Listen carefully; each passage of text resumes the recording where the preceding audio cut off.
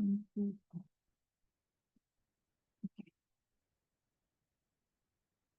Ya, Alhamdulillah, Alhamdulillah, summa alhamdulillahilladzi arsala rasulahu bil huda wa dinil haq liyudhhirahu ala dini kulli wa kafa billahi syahida.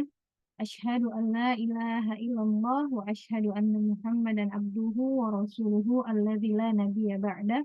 Qala Allah ta'ala fil kitabihil karim, a'udzu billahi minasy syaithanir rajim.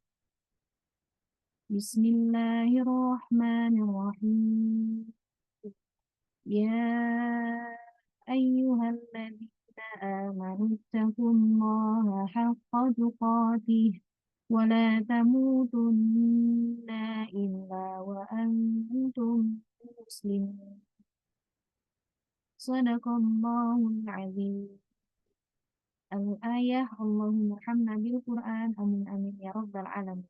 Alhamdulillah, segala puji hanyalah bagi Allah, Rabb semesta alam, yang sampai hari ini Allah masih mengizinkan kita untuk bisa menghirup udara dunia, untuk bisa kemudian mengumpulkan bekal-bekal amal, sebagaimana yang Rasulullah SAW sampaikan bahwa ad-dunya majra'atul ibadah. Dunia adalah tempatnya kita untuk menanam, untuk kemudian memperbanyak amalan-amalan, ibadah-ibadah, dan seterusnya. Dan Alhamdulillah, dengan izin Allah, dengan rahmat Allah, pada siang hari ini, kalau di Batam hujan ya, Alhamdulillah rahmat Allah, Allah mudahkan kita untuk bisa bertemu kembali di Zoom ya, bertatap maya kembali dalam kemudian agenda rutin kita, yaitu taklim ya, majelis yang insya Allah diridhoi oleh Allah, adalah majelis yang disukai oleh Rasulullah, karena nanti di dalam majelis ini kita terus berusaha untuk menambah ilmu. Mudah-mudahan dengan bertambahnya ilmu, bertambah pula ketaatan kita kepada Allah Subhanahu wa Ta'ala, bertambah pula rasa takut kita kepada Allah, dan bertambah pula niat kita untuk bisa semakin hari semakin baik. Maka mudah-mudahan di pertemuan ketujuh ini semuanya semakin baik, dari sisi keimanan kepada Allah, dari sisi keyakinan kepada Allah, dari sisi ketaatan kepada Allah, mudah-mudahan lebih baik dan lebih baik. Salawat dan salam juga semoga senantiasa tercurahkan kepada baginda besar Nabi Muhammad SAW, kekasih Allah, yang berkat dakwahnya Rasulullah bersama para sahabatnya sampai hari ini kita bisa kemudian merasakan indahnya hidup dalam Islam. Kita bisa tahu betapa luar biasanya agama Allah, betapa sempurnanya Islam. Maka Allah katakan tidak perlu lagi kita kemudian mencari-cari solusi dari selain Islam, karena Allah telah menyempurnakan Islam sebagai agama kita. Maka mau masalah apapun itu, mau masalah yang berkaitan dengan urusan kita pribadi, urusan kemudian rumah tangga, urusan kemudian bermasyarakat, bahkan sampai urusan bernegara pun, kemudian Islam sudah punya aturannya sedemikian rupa. Maka insya Allah mudah-mudahan itu menjadi bekal keyakinan kita untuk tidak mau mencari-cari solusi lain selain dari solusi Islam. Alhamdulillah. Alhamdulillah, bibi-bibi semua yang dirahmati Allah, mudah-mudahan insya Allah kita akan membahas satu tema sebagaimana yang disampaikan, yaitu menjadi muslimah terbaik di akhir zaman. Ya, kenapa ini menjadi tema yang sangat penting? Pertama, karena memang kita saat ini berada di kehidupan akhir zaman, di kehidupan yang penuh fitnah, sebagaimana Allah sampaikan bahkan di dalam surat Al-Anfal ya. Surat Al-Anfal ayat 73, Allah katakan, yang artinya adapun orang-orang kafir, sebagian mereka menjadikan pelindung bagi sebagian yang lain. Ya, wahai kaum muslimin, jika kamu tidak melaksanakan apa yang kemudian Allah perintahkan, niscaya akan terjadi kekacauan di muka bumi dan kerusakan yang besar. Ayat ini kemudian menggambarkan, memberi petunjuk kepada kita bagaimana orang-orang kafir hari ini, mereka saling melindungi satu sama lain. Maka seandainya kita sebagai kaum muslimin tidak kemudian saling melindungi, saling mengingatkan, saling kemudian mengajari satu sama lain tentang ayat-ayat Allah, maka kita pun akan mengalami kerusakan. Karena memang kita tinggal di zaman fitnah. Bukan zaman fitnah itu kemudian seperti yang hari ini banyak orang-orang yang fitnah gitu ya, bukan hanya itu. Tapi kerusakan semua. Kadang kita susah ngebedain mana yang baik, mana yang buruk. Mana jalan yang lurus, mana jalan yang tidak lurus, dan seterusnya. Maka menjadi sebuah keharusan bagi kita untuk kemudian terus mengupdate diri, mengupgrade diri, update ilmu, upgrade diri untuk mengetahui seperti apa aturan-aturan Allah, seperti apa kemudian solusi-solusi dari Allah dan seterusnya. Termasuk bagaimana cara kita menjadi seorang muslimah yang taat, menjadi seorang muslimah yang berilmu, menjadi seorang muslimah yang kemudian dirindui oleh surga. Nah, menjadi seorang wanita atau muslimah yang terbaik di zaman yang penuh fitnah ini, gitu ya.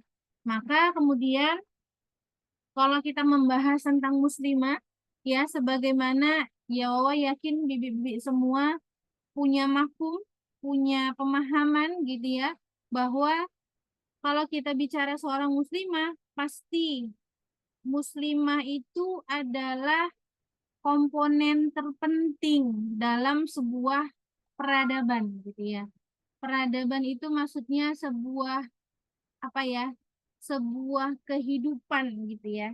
Maka kalau dikatakan peradaban Islam dulu di awal-awal ketika Islam diterapkan, tidak lain dan tidak bukan yang menjadi komponen terpentingnya adalah karena Islam bisa melahirkan wanita-wanita terbaiknya, bisa melahirkan wanita-wanita yang punya visi misi apa namanya ya, keberhasilan Islam, yang punya apa namanya wanita-wanitanya itu lurus, wanita-wanitanya itu baik, wanita-wanitanya itu taat kepada Allah dan Rasulnya, takut kepada Allah dan Rasulnya, wanita-wanitanya itu menjalankan setiap apa yang Allah dan Rasulnya perintahkan.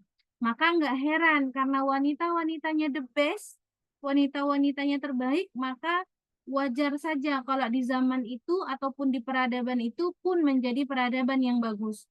Maka kalau kita melihat di kondisi hari ini, banyak muslimah-muslimah yang tidak menjalankan kewajibannya.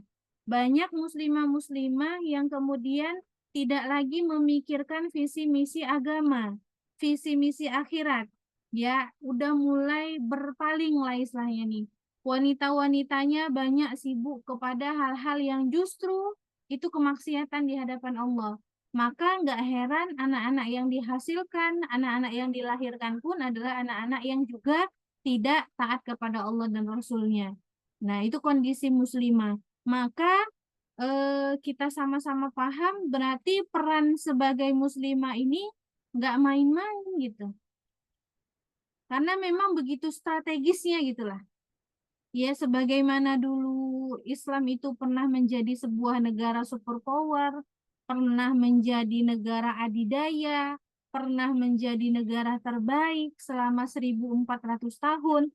Ya, karena muslimah-muslimahnya pun terbaik gitu.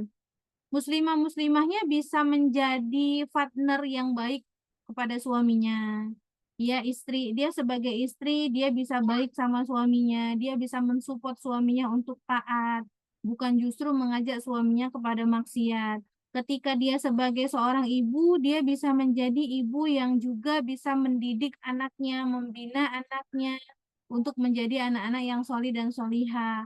Wajar kemudian kalau peradabannya menjadi peradaban pun yang terbaik. Nah, maka peran strategis ini diketahui oleh orang-orang kafirnya, di orang-orang kafir, musuh-musuh Allah, itu tidak suka. Nah, maka apa yang kemudian mereka lakukan? Mereka akan mengarahkan moncong-moncong senjata mereka itu kepada kita muslimah. Supaya apa? Supaya kita muslimah ini rusak semua. Yang pertama dilakukan oleh mereka adalah apa? Mengeluarkan kita dari rumah-rumah kita. Tanpa kita sadar, kita melihat fenomena hari ini, banyak wanita-wanita yang terpaksa keluar rumah dari pagi sampai malam, atau minimal dari pagi sampai sore untuk melakukan aktivitas-aktivitas yang sebetulnya bukan kewajibannya.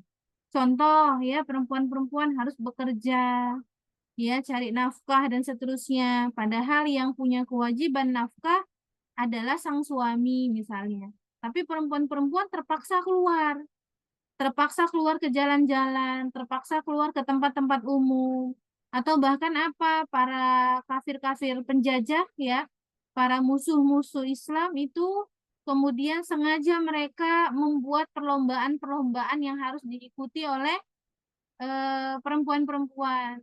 Misalnya lomba kecantikan, lomba nyanyi dan seterusnya. TikTok apalagi sekarang jadi kalau sekarang tuh pada berlomba-lomba untuk dapetin gift-gift. Gift itu kayak hadiah-hadiah gitu di TikTok. Ya, dapetin uang di TikTok, tapi harus apa? Joget lah, harus apa? Buat konten lah yang menarik dan seterusnya. Sebetulnya itu adalah grand design-nya orang-orang kafir barat. Grand design-nya para musuh-musuh agama Allah. Untuk apa? Untuk memalingkan muslimah dari tujuan utamanya, dari peran strategisnya gitu. Nah, itu memang sengaja kemudian mereka rusak. Karena mereka tahu kalau udah muslimahnya rusak, kalau udah seorang istri rusak, seorang ibu rusak, anak yang dihasilkan, anak yang dia didik, dan suami yang dia urus pun akan rusak. Nah, itu memang udah skenarionya mereka. Maka akibatnya apa? Yang pertama, kalau udah muslimah-muslimahnya seperti ini, pasti yang pertama dampaknya atau akibatnya adalah ke suaminya. Kalau muslimah rusak, dia nggak akan taat kepada suaminya. Dia akan kemudian seenaknya dalam menjalankan amanahnya di rumah tangga. Bukan hanya perkara masak atau tidak masak, bukan hanya perkara mengurus rumah atau tidak mengurus rumah, tapi lebih daripada itu, seorang muslimah yang dia memahami ya perannya, yang dia paham ilmunya, yang dia tahu kewajibannya apa, dia akan berusaha menjadikan rumah-rumahnya itu sebagaimana taman-taman surga harusnya, bukan justru sebaliknya. Contoh misalnya, seorang muslimah ketika dia rusak dari awal, ketika seorang muslimah itu rusak ya, rusak nggak berilmu, dari awal dia memilih suami pun dia udah pasti salah. Kayak sekarang banyak tuh Bi, anak-anak gadis-gadis sekarang gitu ya. Karena dia rusak, karena dia tidak berilmu, untuk memilih calon suami aja pun dia salah standarnya. Kalau kebanyakan hari ini ibu-ibu tuh banyak bilang gitu ya, banyak-banyak curhat, bahkan anak-anaknya juga kalau di sekolah-sekolahan. Ketika ditanya dia kriteria calon suami yang dia inginkan apa? Imut misalnya, atau kriterianya ganteng, apa lagi? Putih misalnya. Hanya sebatas itu. Itu kalau perempuan-perempuannya rusak, perempuan-perempuannya nggak berilmu. Untuk memilih calon suami aja standarnya nggak betul. Nah, gitu. Nah, kalau udah standarnya nggak betul, bukan kemudian keimanan yang dia pilih gitu ya, tapi lebih kepada fisiknya lah, atau mungkin hanya sebatas hartanya lah, maka nggak heran dalam rumah tangganya banyak kemudian terjadi KDRT. Maka kalau bibi-bibi melihat kemarin mengikuti berita beberapa waktu lalu ada kasus KDRT, suami numbuk istrinya, suami menghajar babak belur istrinya. Nah, itu bibi-bibi lihat kan di rekaman CCTV yang kemudian korbannya adalah selebgram. Kalau kita mau mencari tahu lebih dalam lagi, terlepas apapun kemudian permasalahan mereka, ya, tapi kita bisa melihat bahwa ketika suami itu memperlakukan istrinya begitu, artinya memang suaminya itu tidak punya keimanan, tidak punya kesadaran dia bahwa sebaik-baik kalian adalah yang paling baik perlakuannya terhadap istrinya. Ya, itu hadis yang sahih. Maka bisa dilihat juga bahwa kesalahannya juga nggak terlepas dari istrinya. Kenapa ya? Karena berarti istrinya hanya memilih suaminya, hanya dari sisi mungkin fisiknya, hanya dari sisi mungkin kekayaannya. Karena ternyata ketika cari tahu faktanya, kasus KDRT itu ternyata suaminya tuh kaya raya. Bahkan utang mama mertuanya itu dibayarin gitu. Maka wajar nggak kemudian berarti si istrinya ini memilih si suami itu pun bukan karena keimanan kan gitu. Seandainya si perempuan ini dia paham ilmunya, dia paham Islam, dia nggak mungkin memilih atau menerima laki-laki hanya sebatas karena dia kaya. Pasti yang dia utamakan adalah agama yang mau melamarnya. Nah gitu, bisa dibayangin. Maka ini nggak main-main sebenarnya. Kalau kita punya amanah anak gadis, kita punya anak perempuan kayak Dek Dwi misalnya. Jangan kemudian nanti salah salah pilih. Dari mana bisa salah pilih? Dari pemahaman Dek Dwi-nya, pemikiran Dek Dwi dulu gitu. Nanti ketika ada laki-laki yang datang melamar, yang pertama ganteng aja, yang kedua nggak ganteng tapi agamanya bagus. Kalau Dek Dwi adalah perempuan yang dia berilmu, ya, terus dinasehati, dikasih tahu setiap hari, Bibi kasih tahu. Karena kan Bibi yang udah belajar Islam kan, istilahnya. Bibi kasih tahu seperti apa dalam Islamnya, harus menjadi seorang muslimah yang bagaimana. Maka itu akan membentuk pemahamannya. Sehingga ketika pun nanti ada laki-laki yang datang melamar, Dek Dewi nggak gampang mengambil pilihan yang pertama. Hanya memilih atau menerima laki-laki yang cuma gantengnya saja. Kalau dia udah punya pemahaman Islam, dia punya ilmunya, dia akan berani bilang, adik akan pilih yang nomor dua, Bunda. Kenapa? Karena yang nomor dua lebih taat dia beragama. Nah, itu bedanya. Karena kalau nanti dia milih yang pertama, ya tinggal nunggu saja. Nunggu apa? Nunggu kayak kejadian yang viral kemarin, kasus KDRT.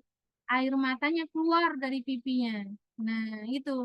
Makanya memang ini diketahui orang-orang kafir. Mereka memang berusaha menjauhkan anak-anak kita, ya, apa namanya, anak-anak remaja, kemudian ibu-ibunya, semua lini mereka kemudian jauhkan daripada pemahaman Islam, padahal nanti dampaknya untuk mereka juga, gitu ya. Nah, terus kalau dampak untuk suaminya, kalau udah perempuan-perempuannya tidak tidak beriman, perempuan-perempuannya tidak taat, perempuan-perempuannya tidak punya ilmu Islam, ya, tidak menjadi wanita terbaik, ya pasti dia nggak akan bisa menjadi teman terbaik suaminya. Nah, ini sering terjadi nih, ya mohon maaf nih, banyak nih kasusnya. Contoh, suaminya nggak taat-taat kali. Ketika nggak ada uang dalam rumah tangganya, suaminya niat ngambil riba misalnya. Ini yang banyak kali terjadi. Kalau orang ngisi pun di MT ibu-ibu, ini kasus riba ini luar biasa. Ibaratnya tuh kalau sekarang kayak mana ya, Kak? Mana lah mungkin bisa kalau misalnya kita nggak ngambil riba, gitu ya. Nah, jadi singkat ceritanya suaminya kayaknya kita ngambil aja lah uang di bank nih. Istri yang nggak paham, dia bakalan mensupport suaminya. Istri yang nggak berilmu ini tadi, iyalah nggak apa-apa lah ya, ambil aja lah misalnya. Ambil aja lah, Bi. Nanti habis kita ngambil uang di bank, ya kita banyak-banyak istighfar, kita banyak-banyak sedekah. Nah, ini kan keliru ya kan? Ini banyak terjadi nih, Bi, di MT-MT kalau uang isi, di Batam khususnya. Karena apa? Karena pemahaman istrinya nggak lurus gitu. Pemahaman istrinya atau pemahaman muslimah-muslimah hari ini kebanyakan sudah dirusak oleh grand design-nya kafir penjajah barat tadi. Padahal kalau dia beriman, mau dengan kondisi ekonomi yang seperti apapun, dia sanggup bilang nggak usah lah, Bi. Mau apa kali lah kalaupun riba itu dipaksakan. Ketika memang dia paham ilmu Islamnya. Kita coba cari jalan lain. Kadang-kadang memang Allah menguji kita sampai di titik paling rendah. Nah, karena memang Allah menguji keimanan sebagaimana pembahasan masalah iman kita beberapa waktu lalu gitu ya. Kadang-kadang Allah tuh mengujinya tuh memang di sampai memang yang paling akhirnya kita gitu. Ya wajar, karena memang Allah juga sampaikan tuh di dalam ayat-ayat Allah, apakah kalian dikira begitu saja, dikatakan begitu saja beriman, tanpa kemudian Allah uji dulu, dan seterusnya ya. Maka dampak wanita-wanita yang rusak, wanita-wanita yang dia tidak terbaik, ya wanita-wanita tidak berilmu, adalah dia nggak bisa menjadi teman sesurganya suaminya. Meskipun kita masih hidup di dunia, tapi istri yang dia solihah, istri yang dia berilmu, yang dia berusaha taat kepada Allah, dia akan berhati-hati ketika menjalani rumah tangganya di dunia. Dia nggak akan berani terang-terangan bermaksiat kepada Allah. Dia akan lebih takut disiksa oleh Allah daripada hanya sebatas takut nggak makan misalnya. Meskipun ini kayaknya klise ya, Bi. Klise itu kayaknya alam. Tapi bagi orang-orang yang beriman kepada Allah dan Rasulnya, taat dia, takut dia kepada Allah dan Rasulnya, ini nggak klise. Ini tuh bukan nggak mungkin gitu. Ini terjadi gitu. Makanya kenapa kita kadang melihat orang-orang kok dia rela ya hidup susah padahal dulu dia punya mobil tapi mobilnya dijual. Kok dia rela ya ngejual rumahnya hanya karena dia udah ikut kajian takut riba. Iya memang karena di situ udah bahasa keimanan. Nah, bahasa keimanan ini memang nggak bisa dianalogikan oleh orang-orang yang tidak punya keimanan. Nah, itu luar biasa. Oke, lanjut. Terus kalau untuk dampak seorang istri yang dia tidak baik atau dia tidak berilmu, apalagi pasti ke anak-anaknya, Bu. Kenapa? Karena memang kalau seorang ibu ya, dia tidak kemudian memahami peran besarnya, ya peran pentingnya, dia pasti nggak bisa membimbing anaknya dengan baik, nggak bisa mendidik anaknya dengan baik. Mohon maaf nih, banyak ibu-ibu yang merasa bahwa ketika anak gadisnya atau bahkan ketika anak lajangnya pergi boncengan berduaan sama yang nggak mahramnya, itu dianggap biasa. Nah, ini banyak nih, banyak sekali kondisinya hampir merata kaum muslimin hari ini. Ya mohon maaf, ya menganggapnya itu biasa. Kenapa bisa dianggap biasa? Iya karena tidak punya pemahaman anaknya gitu. Padahal itu dosa besar. Atau misalnya anaknya udah lebih dari 7 tahun nggak sholat, dianggap wajar lah nggak sholat misalnya. Yang wajar itu sholat maghrib, ya udah yang penting dia sholat maghrib. Ini nggak boleh dibiarkan begitu saja. Maka Rasulullah tuh mengingatkan kalau orang-orang yang sudah menganggap biasa kemaksiatan kepada Allah, justru itu adalah dosa besar kata Rasulullah. Jadi nggak boleh. Harusnya ketika kita hari ini berusaha untuk paham nih kan, ya dengan izin Allah, Allah mudahkan kita kajian, ya kan, pelan-pelan lah berubah dan seterusnya. Pelan-pelan setiap minggu, setiap 2 minggu nambah pemahaman Islam. Harusnya meluruskan niat, ya Allah mudahkanlah, ya Allah mudah-mudahan betul-betul bisa menjadi ilmu yang bermanfaat, ilmu yang bisa membuahkan hidayah, ilmu yang bisa masuk ke hatiku ya Allah, dan mudah-mudahan bisa aku tularkan kepada seluruh anak-anakku dan keluargaku misalnya. Kenapa? Karena memang banyak orang-orang tua sekarang anggapnya misalnya, mohon maaf, misalnya anaknya memang udah harusnya tutup aurat. Ini nggak boleh dibiarin, nggak boleh. Ya udahlah dia belum terbuka pintu hatinya, nggak boleh. Harusnya sebagai seorang ibu yang dia paham, dia akan satu memfasilitasi anaknya supaya dia ketika keluar tetap tutup aurat. Bagaimanapun caranya, bahkan nggak usah keluar dia daripada dia harus buka auratnya misalnya. Ya, jadi nggak boleh nganggap biasa. Tapi kalau mama-mama sekarang kan kebonjaan biasa, Bi. Boncengan sama laki-laki dianggap biasa. Tiba-tiba nanti udah tekdung hamil 2 nikah baru dia sibuk. Itu pun sekarang udah mulai hampir dianggap biasa juga. Nah, ini semakin parah memang.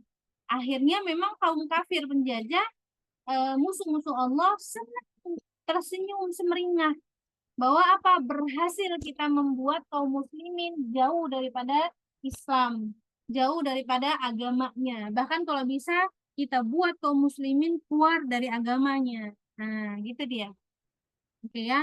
Terus apalagi pengaruh atau dampaknya ketika seorang perempuan, wanita, muslimah, ketika dia seorang ibu, dia nggak paham Islam, dia nggak punya ilmunya, dia nggak akan punya visi misi untuk melahirkan anak-anak yang solihah. Nggak mungkin dia punya visi menjadikan anak-anaknya penghafal Quran. Nggak mungkin dia punya visi misi menjadikan anaknya itu pejuang Islam sejati, bahkan penakluk Roma. Nah, nggak mungkin gitu. Karena itu ibaratnya itu jauh banget gitu. Karena dia nggak kegambar. Ah ya udahlah, yang penting anakku begini begitu segala macam. Terbukti dari apa? Terbukti dari banyaknya ibu-ibu sekarang lebih mengutamakan ini les bahasa Inggris anaknya. Bahkan ini kisah nyatanya nih Bi, di rumah Quran kami. Di rumah Quran kami tuh beberapa bulan lalu tuh ada anak 3 orang lah ya, 3 orang santri deket-deket rumah sini, di deket-deket perumahan. Singkat ceritanya, ibunya itu izin ke kami lah, karena ustadz dan ustazahnya, untuk bisa nggak ngajinya di malam hari. Kenapa Bunda? Iya, karena anak saya kan sekolah sampai sore. Sore itu lanjut les nari, Ustazah. Bisa nggak kalau ngajinya habis maghrib? Oh, mohon maaf Bunda, nggak bisa habis maghrib. Kenapa? Karena saya full dari pagi sampai sore. Jadi cuma sampai sore aja ngajinya. Nah, malam tuh saya istirahat karena juga ada anak bayi. Oh ya udah kalau gitu saya nggak ngajikan anak saya lagi di tempat ustazah.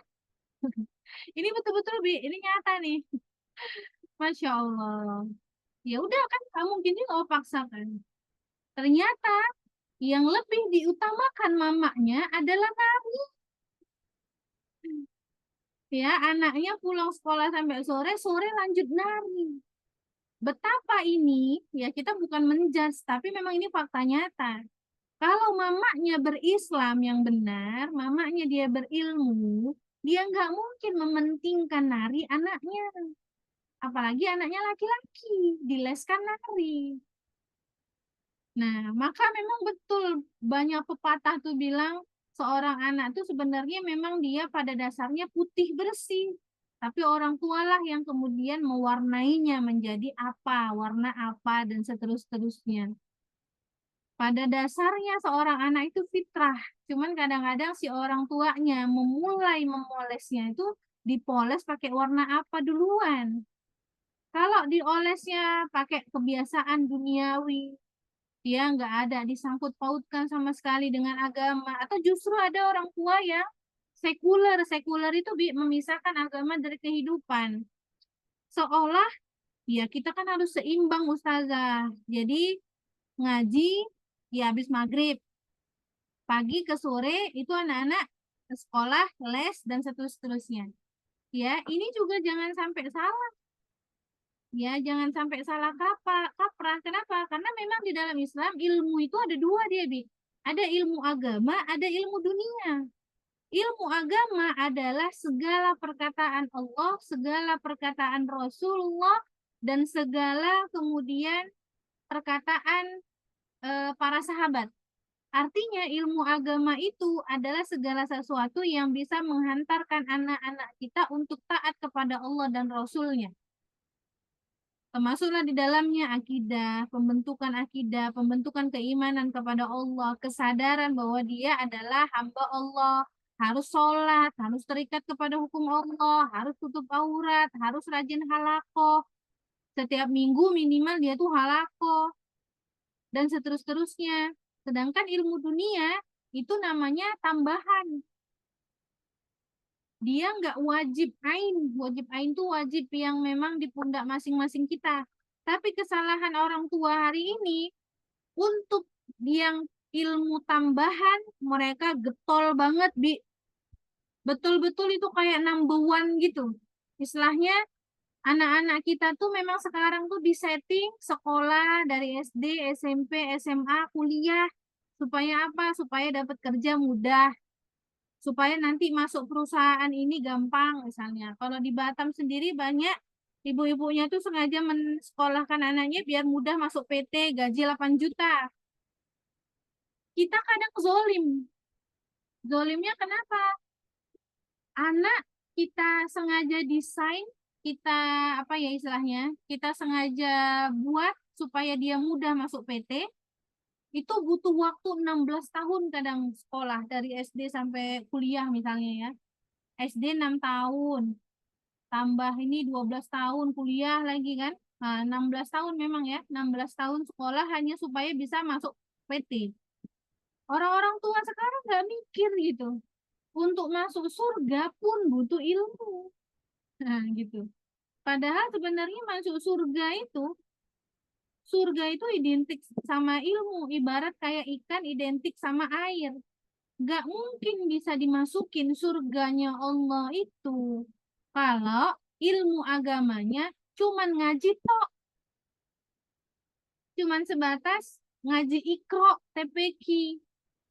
Nah gitu. Ini yang kadang-kadang tuh pengen, kadang Allah tuh ya Allah gitu. Makanya kenapa sama komunitas kami gitu ya, maksudnya jamaah ini selalu berusaha mendakwakan ini kepada siapapun gitu, termasuk kepada ibu-ibu, kepada bunda-bunda, ibu-ibu. Kenapa? Karena di pundak bunda-bunda, di pundak ibu ini besar memang. Di pundaknya kita tuh tanggung jawabnya dunia akhirat gitu. Bayangin kalau ibu-ibunya pikirannya gitu semua. Yang penting les anakku bahasa Inggris. Kadang gitu tuh, Bi. Di Batam ya, biaya les anaknya yang bahasa Inggris itu 400.000 per bulan. Untuk bayar ngaji 50.000 itu pun enggak berbulan-bulan. Nah, ya Allah gitu kadang-kadang ya. Padahal ngaji anaknya itu yang bisa membuat anaknya tuh solih-solihah. Ngaji anaknya itu yang bisa kemudian minimal dikit aja memudahkan jalannya menuju surga. Tapi itu pun masih dikit banget. Nah, ini yang parah nih. Jadi dampaknya nggak main-main ketika seorang muslimah tidak memahami ilmu yang sebenarnya. Belum lagi nanti kita bahasnya adalah pertanggungjawaban dunia dan akhirat. Gitu. Itu ya, itu dampak suami, anak, belum lagi nanti dampak ke keluarganya dan seterusnya. Maka memang kalau kita melihat ya di dunia saat ini, banyak perempuan-perempuan yang memang solihah, perempuan-perempuan yang memang ketaatannya nggak diragukan lagi. Kita melihat di mana coba, Bi? Kita bisa melihat di Palestina. Nah, gitu, Bi. Memang keistimewaan orang-orang perempuan-perempuannya ya istilahnya ya. Perempuan-perempuan di Palestina itu luar biasa. Kelihatan nggak bedanya sama perempuan-perempuan atau kita-kita inilah kayak di Indonesia, jauh beda. Kalau wanita-wanita di Palestina itu, kalaupun anaknya meninggal, dia bukan meratapi, nangis-nangis itu. Tapi yang dia jawab apa? Alhamdulillah, engkau sudah duluan masuk surga, nak. Nah, gitu. Masya Allah ya. Maksudnya itu kadang-kadang, ya Allah, betul-betul kali. Karena memang dia memahami betul tugasnya, perannya. Nggak cuman sebatas menjadi sebagai pribadi, ya, nggak cuman sebatas sebagai makhluk sosial bermasyarakat, tapi dia paham betul tugas dia sebagai seorang perempuan adalah sebagai istri dan ibu. Nah, muslimah-muslimah di Palestina itu luar biasa, Bi. Dia paham betul dua peran penting ini. Maka kenapa di dalam Islam itu tugasnya perempuan adalah ummu warabatul bait, ibu sekaligus pengatur rumah tangga. Jadi tugas sebagai istri sama tugas sebagai ibu yang paling penting dan yang akan Allah tanya nanti di hadapan Allah. Maka maksudnya adalah harusnya kalau tugas penting kita adalah sebagai istri dan ibu, harusnya kita persiapan gitu. Sama kayak sekarang nih, Dek Dwi misalnya. Tugas utama Dek Dwi itu dan tugasnya kita semua, karena sekarang kan Dek Dwi ya, yang masih remaja ya, harusnya bisa betul-betul dipahami nih, Bi. Tugas dia memang nanti sebagai istri dan ibu. Jadi harusnya yang lebih fokus, yang lebih kita perhatikan lebih adalah kedua peran itu. Gimana caranya memasukkan ilmu, memasukkan pemahaman keislaman ke dia. Biar nanti dia bisa menjadi istri solihah, biar dia nanti bisa menjadi seorang ibu pencetak anak-anak yang solih dan solihah. Kalau berhasil mencetak anak-anak yang solih dan solihah, nenek kakeknya dan nenek-nenek kakeknya setelahnya pun, bahkan nanti semua keluarganya bisa diselamatkannya. Ini yang kadang nggak dipahami, Bi. Fokusnya malah ke lain gitu. Kalau misalnya anak kuliahan, bahas tentang teknik mesin, teknik industri misalnya. Atau apalagi, peternakan, atau ada kawan Allah itu pertanian. Memahami tanaman, semua pupuk lah dan segala macam itu butuh 4 tahun. Ya, padahal nanti efek atau outputnya setelah dia selesai kuliah hanya sebatas berjumpa dengan tanaman dan seterusnya.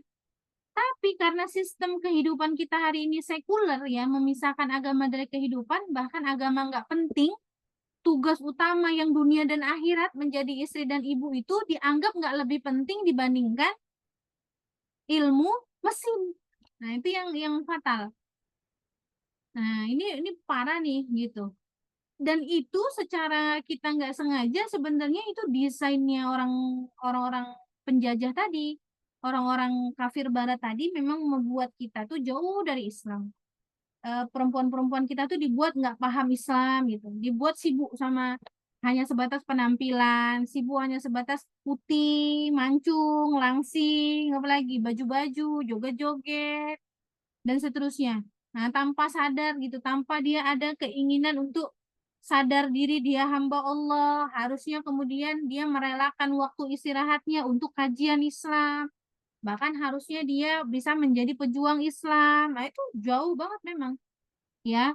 Maka kemudian kembali tadi kalau perempuan-perempuan di Palestina itu memang dengan izin Allah ya, meskipun orang-orang kafir, orang-orang Yahudi, laknatullah, semoga Allah melaknat mereka dunia dan akhirat.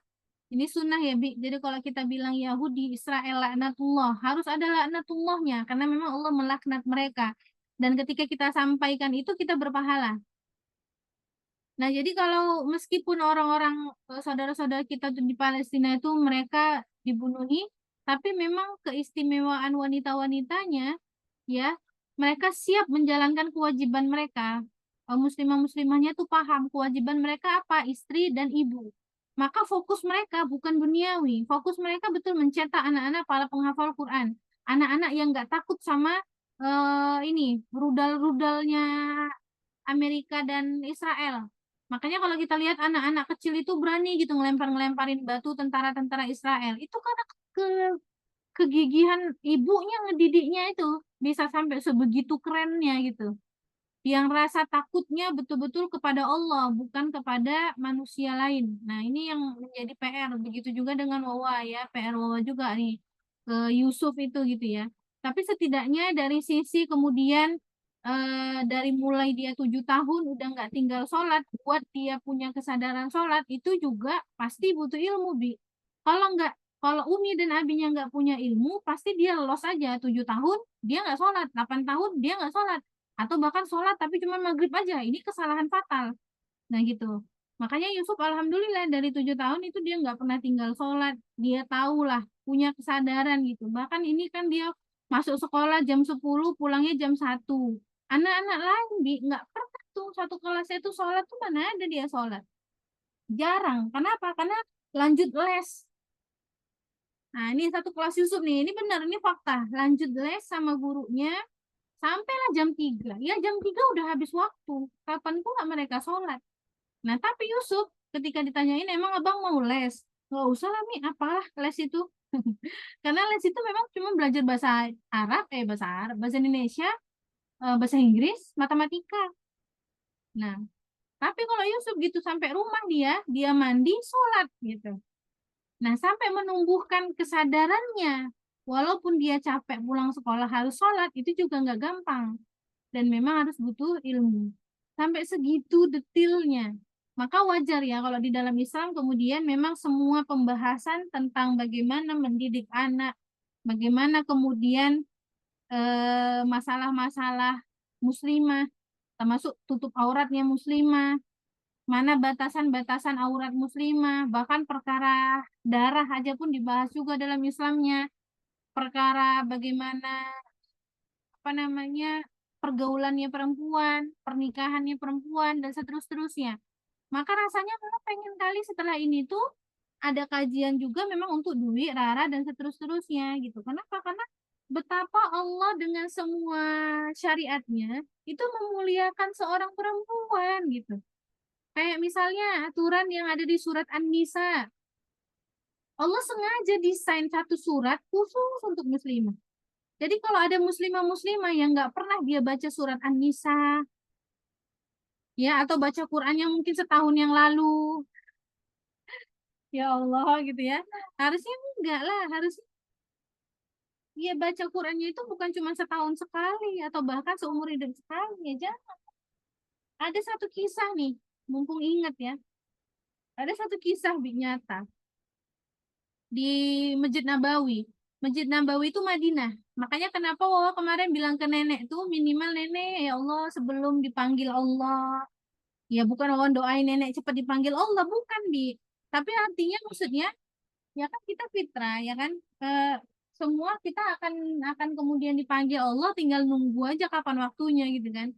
Nah maka kan ketika masih ada kesempatan Allah masih memberikan kita kesempatan untuk menghirup udara dunia, ya minimal kita pernah sholat di Masjid Nabawi. Segala apa namanya biayanya tuh memang kan besar. Kalau sekarang kan di zaman kapitalis yang serba mahal ini, ya memang sulit kan ke sana aja tuh butuh 30 jutaan. Tapi ya kalau kita memprioritaskan itu, ya pasti mudah. Jadi kembali tadi sebenarnya mau menyampaikan kalau kita sholat di Masjid Nabawi itu kan 100.000 kali pahalanya lebih besar dibandingkan sholatnya kita satu rakaat di tempat lain. Jadi kalau kita hari ini misalnya di Batam mau sholat nih 1.000 rakaat itu udah sampai kayak mana? Mungkin udah sampai dengkulnya ini mungkin ada kemana gitu kan. Nah tapi kita sholat di masjidnya Rasulullah di Madinah, belum lagi nanti di Mekah, itu udah seperti 100.000 sholat rakaat kita di tempat lain. Masya Allah. Maka kayaknya wajar aja bagi orang-orang yang beriman kepengen ke sana gitu. Wajar bagi orang-orang yang beriman kepengen kemudian bisa sujud, bisa sholat di masjid kekasih Allah. Dan kemudian melihat makam kekasih Allah, manusia termulia, ya, itu wajar. Nah, jadi yang mau saya sampaikan kisah nyatanya di Masjid Nabawi sana, Bi, itu sering mereka buat halakoh kayak kita gini. Tapi kan kita gini kan online kan. Tapi kalau di sana itu memang bulat-bulat kecil gitu, kelompok-kelompok halakoh-halakoh gitu. Ada musrifnya, ada syekhnya. Jadi macam-macam tuh, ada yang bahas tentang tafsir, ada yang bahas tentang misalnya Al-Quran, bahas tentang apa-apa, tapi itu kayak halako-halako gitu. Nah, jadi ada satu halako yang kemudian diisi oleh salah satu syekh di sana, tiba-tiba datang seorang orang tua, laki-laki. Ini nyata, kisah nyata. Orang tua tuh datang gitu, terus syekhnya lanjut aja, karena dia nggak sadar gitu, ada tambahan satu orang. Nah, tiba-tiba pas dia sadar, baru dia nanya, loh, pakai bahasa Arab lah ya. Ada apa Pak? Maksudnya kenapa Bapak duduk di situ? Iya Syekh, kata bapaknya nih kan. Saya pengen menghafalkan Quran. Loh Bapak umurnya udah berapa? Udah 60 lebih, Bi. Udah 60 tahun lebih. Oh, Bapak kalau udah 60 tahun lebih, ya udah Bapak nggak usah hafal Quran lah. Nah, Bapak ini aja lah, perbanyak sholat, sholat malam. Itu kata Syekhnya. Terus bapaknya ini tetap aja duduk di situ. Tetap aja duduk di tempat halakoh itu. Terus syekhnya nanya lagi, kenapa Pak? Bapak nggak apa-apa kalau udah, maksudnya itu kalau secara kitanya itu kalau Bapak udah tua ya udahlah Bapak banyak-banyak ibadah aja. Saya mau menghafalkan Quran Syekh, karena ada satu hadis yang saya baca, katanya kan, hadisnya itu eh, rumah kalau nggak dibacakan Quran itu kayak kuburan, kata Syekh, kata bapaknya ini, Bi. Dia baca satu hadis itu. Nah, maka kalau dada ini, katanya kan, hati dia lah istilahnya ya. Kalau nggak dibacakan Quran atau tidak ada hafalan Quran sama sekali, berarti kayak dada kuburan. Sehingga kalau nanti saya dipanggil Allah, berarti dada saya ini dada kuburan. Itu kata bapaknya.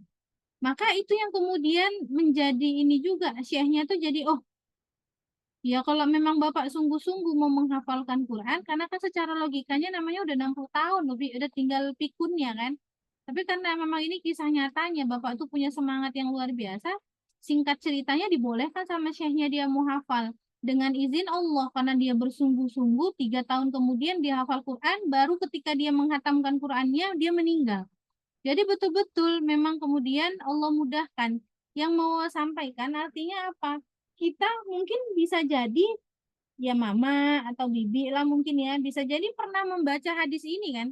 Hadis tentang suatu rumah itu kalau nggak dibacakan Quran itu macam kuburan. Tapi kita biasa aja nanggepinnya. Kita nggak kayak oh iyalah kayak kuburan. Tapi tetap aja nggak ada juga hari-hari baca Quran, tetap aja hari-hari itu dengan kesibukan dunia terus gitu ya, tetap aja nggak ada apa ya istilahnya itu kayak memang betul-betul ya Allah iya ya aku jam dan seterusnya. Beda sama bapak ini tadi gitu, meskipun udah di usia yang sebegitunya tapi ketika dia mendengar satu hadis itu langsung menyusup ke dadanya dan dia punya niatan pengen berubah gitu, pengen betul-betul menghiasi hatinya, jiwanya, dadanya dengan Quran, dan dia diimbangi dengan ikhtiarnya luar biasa Masya Allah. Dan betul saja ketika Allah panggil dia, dia punya cita-cita jangan panggil dulu sebelum dada dia dihiasi dengan bacaan-bacaan Quran. Dan bagaimana kemudian akhir hidup kita pun itu dilihat dari bacaan Qurannya kita, ya kan, ada hadisnya kan, di bacaan terakhirnya kita. Maka kalau kita terakhir kali baca Quran di Ramadan kemarin, iya begitulah tiba-tiba nanti Allah panggil kita nggak tahu tempat kembalinya. Artinya apa? Artinya berarti harusnya senantiasa memautkan diri kepada Quran, bukan cuma membaca Quran, tapi berusaha memahami isi Quran dan berusaha menerapkan isi Quran. Dan salah satunya ya ini, taklim ini, majelis ilmu ini gitu. Nah gitu, makanya harusnya ketika misalnya nggak ada apa jadwal kajian, harusnya bibi-bibi itu justru nanya. Harusnya ya. Gitu. Harusnya tuh, kok nggak kajian Kak? Nah, itu ketika hati sudah terpaut dengan isu ilmu. Ketika hati itu sudah kemudian terpaut dengan hanya kepada Allah. Pengennya tuh hari-hari itu dengar kajian. Biar apa? Biar bertambah ilmu, biar bertambah kecintaan kepada Allah, biar bertambah rasa takut kepada Allah. Bukan justru kapan lah siapnya kakaknya lama kali. Bukan justru, alah udah Senin lagi, kajian lagi. Bukan gitu ya. Tapi harusnya orang-orang yang beriman tuh hatinya, oh iya halal kok nih gitu. Dan ini untuk apa namanya eh, penyadaran kepada yang sedang ngomong juga gitu. Kadang-kadang tuh setan laknatullah, setan yang terkutuk tuh kadang ngegodain juga. Apalagi waktu tuh cepet kali kan, Bi. Kayak Wawa halako tuh setiap hari Kamis sama musrifah, sama guru. Nah, Wawa ngisi halako, ada satu kelompok halako yang Wawa isi tuh hari Sabtu, hari Jumat. Jadi, loh, udah hari Kamis lagi. Kadang-kadang ada rasa malas, iya, karena harus keluar halakohnya, harus semua lah ya. Tapi itu tadi, ketika memang sadar diri lagi bahwa ini adalah kewajiban dari Allah. Dan seberapa lama sih pede kali hidup selamanya kan gitu. Maka benar ketika para ulama itu memberikan nasihat.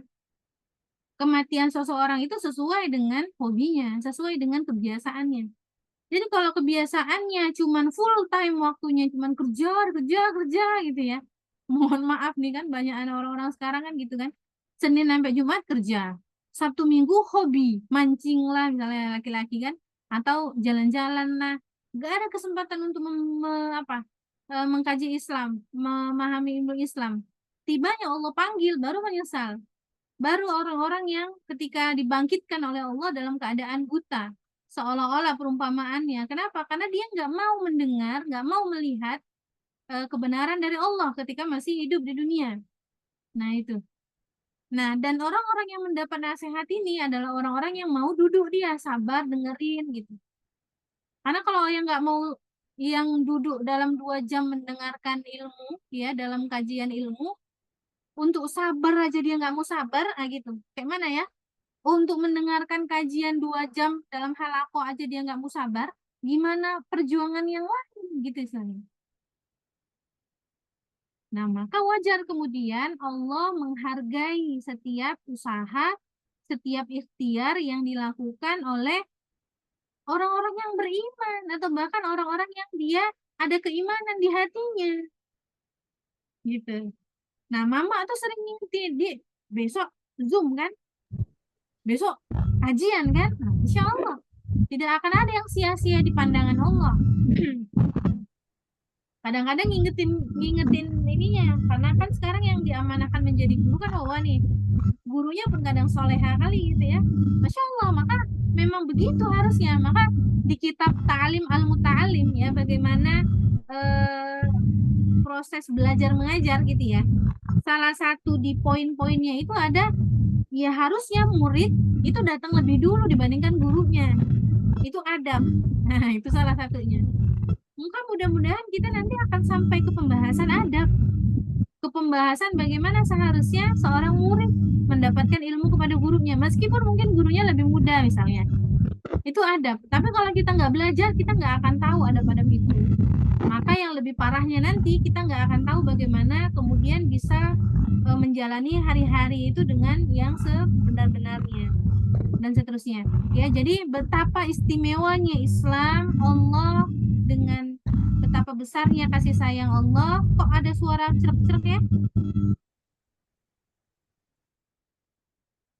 Nah, Kipas angin mah. dengan kemudian, oh ya, dengan kemudian betapakah besarnya kasih sayang Allah, Allah atur sedemikian rupa aturan-aturan istimewa terkait mengistimewakan perempuan. Makanya kalau Jumat kemarin, hari Jumat kemarin baru aja, Jumat tanggal berapa tuh kemarin? 7 apa 6 tuh ya. Wawa tuh ngisi kajian ibu-ibu terkait indahnya syariat mengukir keagungan seorang muslimah. Betapa banyak sekali Allah itu memang ngedesain aturan-aturan untuk memuliakan kita gitu.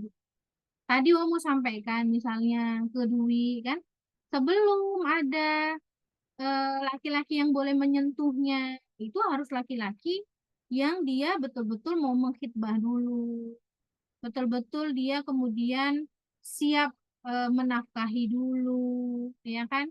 Betul-betul dia siap menjadi seorang imam dulu, baru boleh disentuh.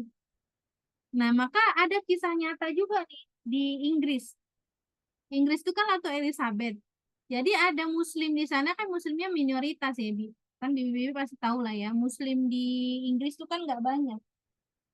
Jadi singkatnya ada seorang liberalis, ya liberal tuh maksudnya orang-orang yang dia pemikirannya tuh bebas gitu ya, non Muslim pasti. Jadi ininya sengajanya tuh dia ngajak diskusi sama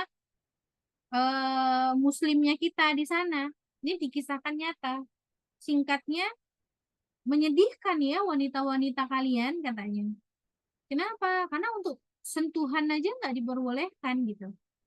Kalau kita kan kalau misalnya mau berhubungan, berhubungan itu maksudnya kayak menjalin teman, pertemanan, dan seterusnya itu kan wajar kalau salaman, sentuhan itu kan wajar lah. Hai bro, apa segala macam gitu kan. Hai girls, apa segala macam.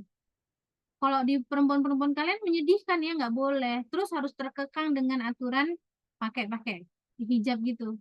Maka mereka dengan gampang loh bilang, apa nggak panas kalian? Buka aja loh itu, tutup kepala kalian gitu loh. Bi. Itu kalau di luar negeri itu gitu. Apalagi di tempat-tempat lain yang memang mereka sangat kelihatan kebenciannya terhadap agama Allah. Allah yang sampaikan. Memang kebencian di mulut mereka, tapi di hati lebih besar lagi kebenciannya. Itu memang fakta nyata. Maka nauzubillah kalau misalnya kita orang tua meridoi anak kita pacaran sama orang yang non-muslim. Oh, nauzubillah. Kenapa? Karena nggak akan mungkin Allah itu berbohong. Allah nggak mungkin dusta. Allah yang ngasih tahu bahwa kebencian di mulut mereka dan hati mereka tuh lebih besar lagi. Dan jangan menjadikan mereka sebagai teman karib. Jadi teman karib aja nggak boleh, apalagi jadi teman hidup. Nah, maka memang orang-orang tua yang nggak punya pemahaman Islam yang membolehkan anaknya dekat-dekat sama orang-orang yang non-Islam. Apalagi nauzubillah kayak sekarang ketika paus kemarin datang, wah ya Allah, sampai imam masjid besar kita mencium keningnya, sampai nangis-nangis terharu. Ya paus itu, ya Allah. sangat terharu bisa berjumpa berada di gereja katedral. Nauzubillah, itu nanti pertanggungjawabannya besar ya hadapan Allah. Tapi miris ya, miris. Kenapa itu begitu? Sesuai dengan isi pemahamannya. Jadi isi kepalanya, pemikirannya menganggap itu boleh, maka itu teraplikasi. Maka sebenarnya seseorang itu apa yang dia lakukan mencerminkan isi pemahaman dan pemikirannya. Kenapa seseorang itu berbuat seperti itu? Pasti isi kepalanya itu. Jadi kalau hari ini anak-anak kita, misalnya anak-anak remaja dan seterusnya, dia masih apa namanya suka pergaulan bebas dan seterusnya, ya begitu gitu berarti isi kepalanya. Masih tetap nggak mau sholat, berarti pemahamannya adalah sholat itu nggak wajib, atau bahkan dia tahu sholat wajib tapi hanya sebatas nganggap alah masih panjang lah waktunya. Itu yang harus dirubah, harus yang kemudian dibenerin dulu, berarti dibenerin kesadarannya, dia hamba Allah harusnya tunduk kepada aturan Allah. Oke, jadi tadi lanjutannya si muslim tadi kan gitu, tapi karena dia memang pintar ya, jadi disampaikan, ya coba begini, kita punya ratu di sini namanya Ratu Elizabeth kan. Untuk bertemu dengan Ratu Elizabeth adalah aja nggak boleh sembarang orang, apalagi menyentuhnya. Begitulah agama kami, betapa istimewanya mengistimewakan muslimah-muslimah kami. Muslimah kami itu istimewa, agung, spesial nih. Nggak boleh semua orang menyentuhnya dengan seenaknya. Jadi yang boleh menyentuhnya yang memang sudah Allah izinkan untuk menjadi suaminya, baru boleh disentuh. Luar biasa. Jadi terdiam dia, orang yang liberal tadi, orang yang non-muslim tadi. Nah, seandainya orang yang non-muslim tadi nanyanya kepada pemuda Islam yang dia nggak paham Islam, pasti jawabannya iya ya. Entahlah, memang Islam nih aku pun nggak terlalu suka. Misalnya ya, aku pun agak-agak ini memang berat kali memang syariat-syariat Islam ini. Nah, itu yang nggak paham Islam tuh. Tapi kalau yang dia paham Islam, pemuda yang dia solih, yang dia paham, dia akan bisa yakin. Dia akan kemudian nggak segampang itu. Ya itu keimanan, betapa mulia. Nah, makanya harusnya kita bangga dengan syariat kita. Cuman kadang kita nggak tahu syariatnya, maka harus ngaji. Maka harus kajian. Nah, gitu. Oke ya, kemudian lanjut. Maka tadi diingatkan kembali peran kita di dalam Islam yang paling utama, meskipun ada 4 peran ya. 1 peran sebagai seorang pribadi, 2 peran sebagai seorang istri, 3 peran sebagai seorang ibu, 4 peran sebagai seorang makhluk sosial. Peran sebagai seorang pribadi ini gampang, Bi, nggak perlu ilmu-ilmu banget. Ya, ya cuman biasa aja namanya pribadi. Pribadi yang dia misalnya, ya pribadi yang baik, yang murah senyum, yang ini segala macam misalnya.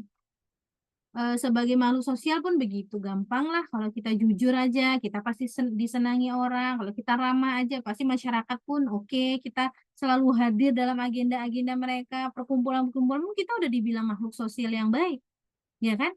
Nah, tapi peran sebagai seorang istri dan ibu ini nggak gampang. Ini tadi yang saya sampaikan, pertanggungjawabannya di hadapan Allah besar. Maka harusnya membuat atau merealisasikan supaya peran utama kita ini terwujud dengan sebaik mungkin butuh ilmu yang luar biasa. Nah, maka mumpung masih ada kesempatan, butuh ilmu yang sesuai dengan ketetapan Allah, harus betul-betul diupayakan, betul-betul disupport semuanya lah, di apa ya, dipersiapkan dengan sebaik mungkin gitu untuk memang bisa menjadi seorang istri yang baik versinya Allah, menjadi seorang ibu yang baik menurut versinya Allah juga. Karena kadang-kadang menurut versi masing-masing ini macam-macam nih. Ada yang mengklaim orang-orang sekarang, aku mah udah baik sebagai seorang istri. Padahal mah keluarnya dia masih pakai celana. Ini mohon maaf nih, jangan gitu. Kita udah bahas tentang tutup aurat. Mengklaim dia udah baik gitu mendidik anak. Karena apa? Setiap hari dia udah masain, dan nyuci, udah apa. Tapi nggak pernah mendidik anaknya dengan didikan Islam. Nah, ini jangan salah kaprah. Yang mana yang wajib, yang mana yang mubah. Mubah tuh boleh-boleh saja gitu ya.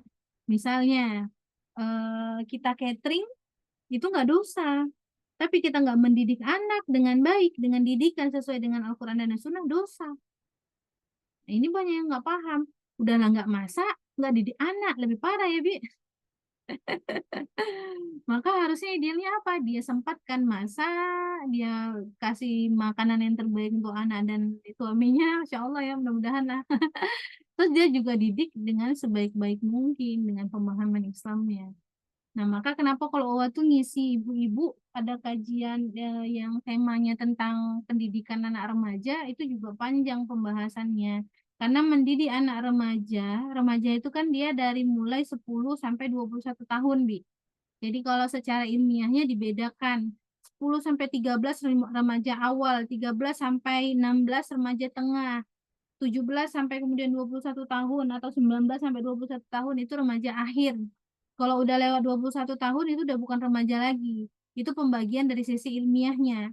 Tapi kalau dari sisi agama Islam, Allah tuh mensamakan yang namanya remaja. Remaja itu kan peralihan dari anak-anak menuju kepada dewasa. Nah, ketika dia sudah ditandai dengan dewasa dari sisi akal, akil, makanya namanya akil balik. Akil itu dewasa dari sisi pemikiran, balik itu kedewasaan yang ditandai dari sisi perubahan fisiknya. Dan di dalam Islam itu ditandai dengan 15 tahun. Kadang-kadang kalau kita ngikuti definisi yang secara ilmiah hari ini, Bi, anak-anak umur 9 tahun itu udah balik. Balik itu dari sisi ini, dari sisi fisik kan. Yang 9 tahun ada yang udah haid sekarang. Cepet, karena memang banyak faktor, Bi. Makanan, lingkungan, rangsangan, dan seterusnya. Nah, padahal dari sisi akal dia belum dewasa, ya kan? Nah, maka di dalam Islam itu udah sempurna. Anak-anak umur 15 tahun itu nggak ada yang nggak mungkin. Jadi gini, anak-anak yang udah 15 tahun, dia pasti udah sempurna akalnya, dan dia udah pasti sempurna baliknya dari sisi fisiknya. Maka betapa Allah tuh luar biasa gitu, dan memang ngedesain tuh sedemikian rupa yang terbaik untuk kita gitu. Karena memang Allah yang menciptakan kita kan, maka wajar Allah yang tahu yang terbaik untuk kita. Nah, maka di masa remaja itu Allah berikan dia kewajiban mukhalaf bahasanya ya. Orang-orang yang sudah wajib menanggung dosanya sendiri. Orang-orang yang sudah kemudian wajib menjalankan perintah dan larangan Allah. Taat kepada syariat-syariat Allah. Nah, maka untuk kemudian mendidik mereka, itu kita harus ada ilmunya. Bagaimana kemudian pendekatannya. Nggak bisa kita ngomong sama anak remaja tanpa kita di trust dulu. Trust itu maksudnya mereka ada trust kepada kita, percaya kepada kita. Makanya konsep yang paling oke dalam pendidikan, mendidik anak-anak remaja itu connection baru correction. Connection itu deket dulu kitanya, biar ada nanti trust. Ya kayak kita aja lah, Bi. Kalau kita tuh kayak misalnya sama temen yang udah deket kan kita gampang kan ngasih tahu, kamu kok gini gini gini gini gini, kamu gini gini gini gini ya. Nah, itu kalau udah correction, kalau udah connection. Kalau kita belum terlalu deket kan kita nggak mungkin ada connection. Kita nggak mungkin berani langsung correction ya, istilahnya amar ma'ruf, ngasih tahu, mengkoreksi, itu kan nggak mungkin. Tapi kalau kita udah deket, udah trust, mudah kita mengkoreksinya, mengcorrectionnya.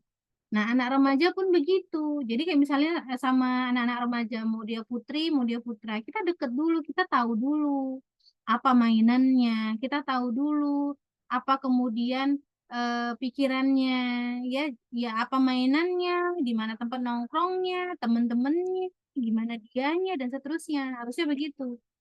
Nah, dan sebelum memasuki masa remaja ini pun harusnya seorang orang tua yang dia paham, dia mempersiapkan anaknya untuk masuk gerbang ke remaja itu.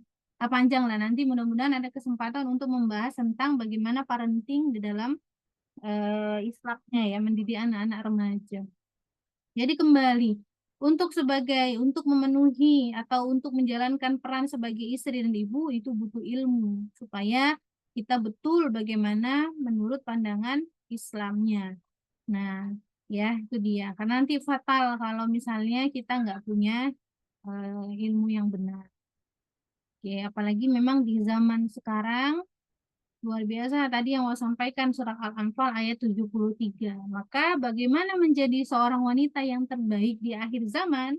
Ya, yang pertama pasti kita harus kemudian mengkaji Islam, ya, Islam kafah, Islam yang dari A sampai Z. Mengkaji Islam yang nggak cuman sampulnya saja. Contoh sampul hari ini banyak ya muslimah-muslimah yang ketika diajakin untuk ngaji eh, perkara sholat, puasa, zakat, semangat gitu. Tapi ketika nanti udah diajak untuk membahas tentang syariat Allah terkait akhlak, terkait menutup aurat, terkait pergaulan, terkait pendidikan, terkait ekonomi, terkait sistem pemerintahan, nah itu udah melipir-melipir. Melipir itu istilahnya, oh enggak lah, tapi kan, nah gitu. Itu nggak boleh. Kenapa? Karena syariat Islam itu adalah hukum-hukum Allah, aturan-aturan Allah yang memang sudah Allah desain, yang memang sudah Allah tetapkan untuk kita sebagai hambanya Allah, dimulai dari akhir balik itu. Maka kita nggak boleh menolak. Kita mau tunduk sama aturan Allah terkait sholat, tapi kita nggak mau tunduk terhadap aturan Allah atau kewajiban Allah untuk dakwah. Karena ternyata kewajiban dakwah dan kewajiban sholat sama-sama wajibnya. Nggak mau kita dengan kewajiban menuntut ilmu. Nggak mau kita sama kewajiban menutup aurat. Nah, itu fatal. Nggak mau kita dengan kewajiban memperjuangkan tegaknya agama Allah. Nah, itu nggak boleh. Jadi menjadi wanita terbaik di akhir zaman harusnya adalah satu yang mau mengkaji Islam dengan kafah, dengan sepenuh hati, dengan sedaya dan upaya mengikhtiarkan sebaik mungkin, semaksimal mungkin. Baru yang kedua adalah menjadi muslimah-muslimah yang taat. Taatnya adalah taat yang berilmu. Ya, makanya kenapa ilmu dulu baru taat ya, bukan taat kemudian baru berilmu. Kenapa? Karena ketaatan yang tanpa ilmu pun nanti nol di mata Allah. Jadi harus ada ilmunya dulu. Wallahu alam bisawab. Ini aja mungkin yang bisa sampaikan ya, bibi-bibi semua. Cuman bibi aja doang. Mudah-mudahan kalau nanti ada yang mau didiskusikan boleh. Tutup dulu ya. Assalamualaikum warahmatullahi wabarakatuh.